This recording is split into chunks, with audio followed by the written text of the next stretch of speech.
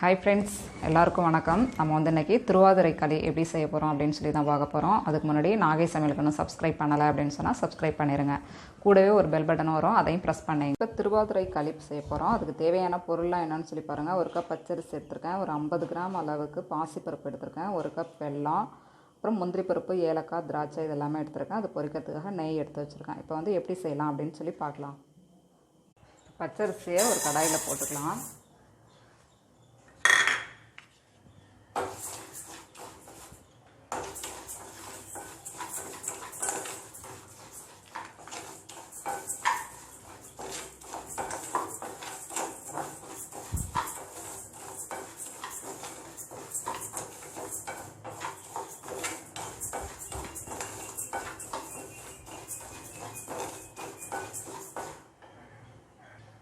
இப்போ பார்த்தீங்கன்னா ஒரு 2 டீஸ்பூன் அளவுக்கு பாசிப்பருப்பு இதோட சேர்த்துக்கலாம்.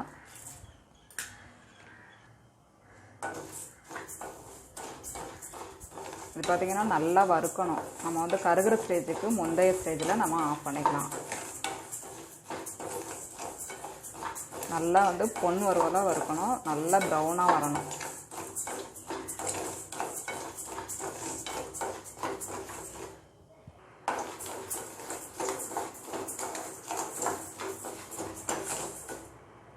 இப்போ இந்த ஸ்டேஜுக்கு நம்ம ஸ்டவ் ஆஃப் பண்ணிக்கலாம். பாசிப்பருப்பும் அரிசியும் நல்லா வறுத்தாச்சு. இதை வந்து நம்ம பொடி பண்ணிக்கலாம். இப்போ வந்து அரைச்சாச்சு. இது மாதிரி பார்த்தீங்கன்னா ரொம்ப நைஸாக வந்து நம்ம அரைக்கணும் அப்படின்னு சொல்லி தேவையில்லை. ஒரு மாதிரி ரவை பதத்துக்கு இருந்தாவே போதுமானது. அப்போ தான் வந்து சாப்பிடும்போது ரொம்ப நல்லாயிருக்கும். இப்போ அடுப்பில் கடாயை வச்சு வெல்லத்தை போட்டுடலாம். இப்போ 1 கப் அளவுக்கு வெல்லம் சேர்த்தாச்சு. அந்த கப்பாலேயே நம்ம 3 கப் அளவுக்கு தண்ணி சேர்த்துக்கணும்.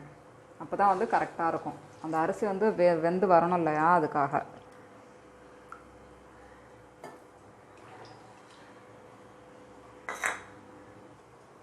இது சும்மா ஜஸ்ட்டு கரைஞ்சாவே போதும்.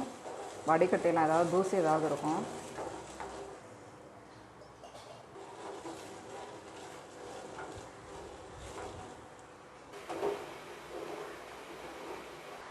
இப்போ வெல்லம் எல்லாமே கரைஞ்சிருச்சு.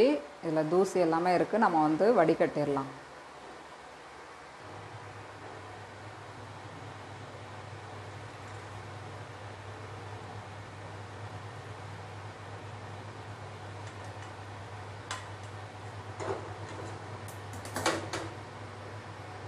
இங்கே பாருங்கள், இந்த அளவு தூசி இருக்குது. அதனால தான் நம்ம வடிகட்டிக்கணும். இப்போ வடிகட்டின பாகை வந்து நம்ம இதோட சேர்த்துடலாம்.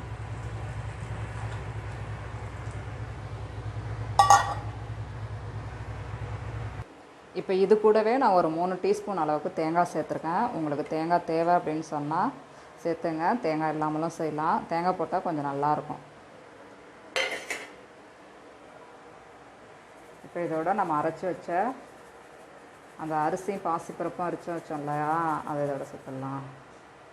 கைவிடாமல் கிளறிக்கிட்டே இருக்கணும், இல்லாட்டி வந்து அடி பிடிச்சிற மாதிரி ஆகிடும். நான் ஏலக்காய் வந்து நம்ம வந்து அந்த அரிசி பருப்போடு சேர்த்து நான் வந்து அரைச்சிட்டேன்.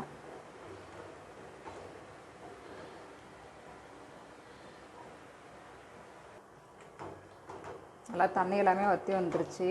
தேங்காய் போட்டால் வந்து ரொம்ப நல்லாயிருக்கும். வேணால் நீங்கள் தேங்காய் போட்டு ட்ரை பண்ணி பாருங்கள். நம்ம வந்து ரவை மாதிரி ரொம்ப நைஸாக இல்லாமல் ரவை மாதிரி நுணுக்கணும் அப்படின்னு சொன்னால் சாப்பிடும்போது இது ஆறுனதுக்கு அப்புறமா உதிரி உதிரியாக நல்லாயிருக்கும் சாப்பிடும்போது. இப்போ வந்து களி ரெடி ஆகிடுச்சு. நம்ம வேறு பாத்திரத்துக்கு மாற்றிக்கலாம்.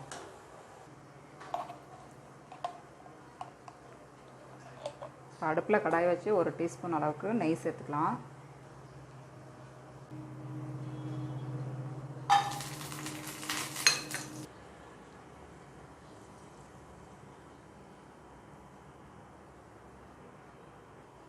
ஓகே ஃப்ரெண்ட்ஸ், களி வந்து ரெடி ஆகிடுச்சு.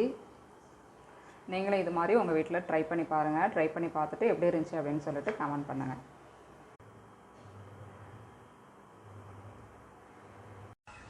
ஓகே ஃப்ரெண்ட்ஸ், வீடியோ பார்த்துருப்பீங்க. வீடியோ பிடிச்சிருந்துச்சி அப்படின்னு சொன்னால் கண்டிப்பாக லைக் பண்ணுங்கள், ஷேர் பண்ணுங்கள், சப்ஸ்கிரைப் பண்ணுங்கள். கூடவே வர பெல் பட்டனையும் ப்ரெஸ் பண்ணுங்க.